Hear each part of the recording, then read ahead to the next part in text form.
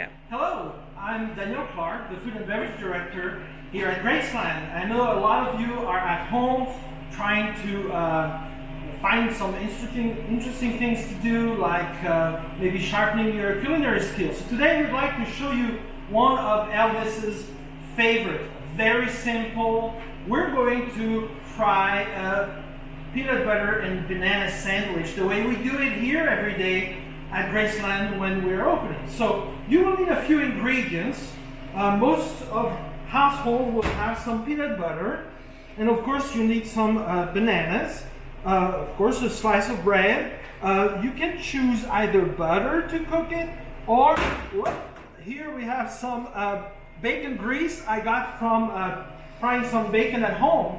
And that's our favorite way to do it, because we believe it would have been something normal in the time when Elvis was growing up, with mom keeping the grease from the bacon to cook things throughout the day.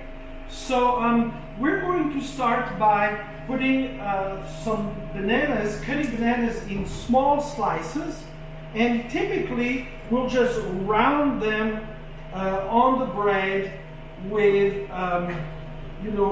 usually about 9 to 12 slices. And you will see some people suggest you smash the bananas, you add bacon in there. I'm just going to give you the traditional way that we do it, the most successful way. Now, one little trick here. If you're going to do a lot of them, you might want to put your peanut butter in the microwave for just a couple minutes, so it softens it and it's easier to spread. So I did that in advance so we could do that a little quicker, and you will see that it's almost liquid and very easy to spread. Then we're going to place, so we put that on both of the slices, of course. And then we will round up the bananas. While we do this, I'm going to go ahead and put the pan on the fire and put some of that bacon grease that I have collected from home while I was doing some baking yesterday.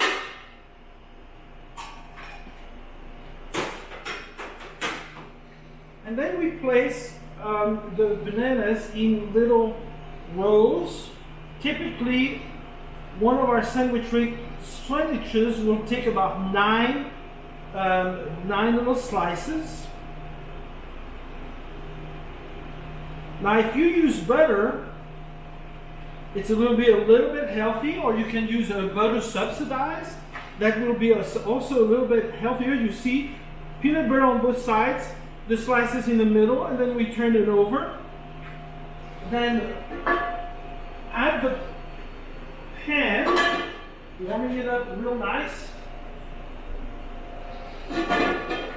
and grilling it for you.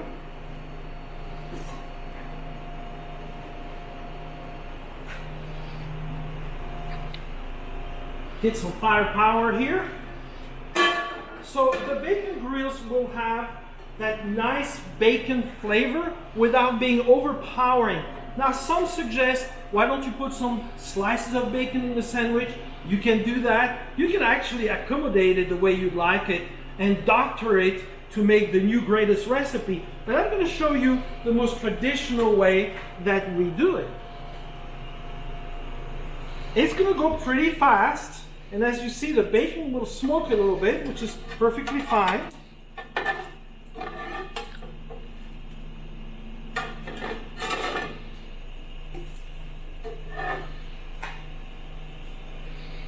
The trick is obviously to get it to warm up long enough, but not burn the sandwich. It goes really fast. You see how it browned really nicely and quickly.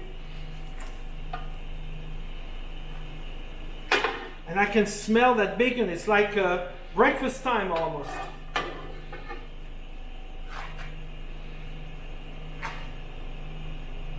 We're almost ready. I'm going to let it warm up a little bit more, and then we'll go ahead and cut it and slice it.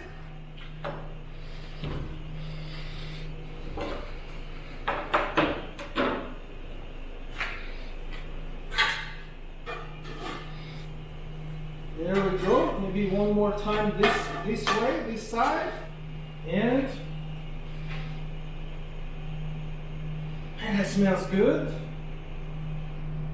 Now, when we're opening season, we literally prepare hundreds and hundreds of those every day. So what we suggest, if you're going to do them in advance, maybe you have a party or you want to accommodate that for several, you can put them together in advance, wrap them in foil, and then keep them in the refrigerator. And when you're ready to grill them, get them out and put them on the stove. So here you are, ready to go. You can do them in triangle, like a little grilled cheese sandwich, or maybe even little squares. And here you go, ready to eat. Enjoy. Perfect.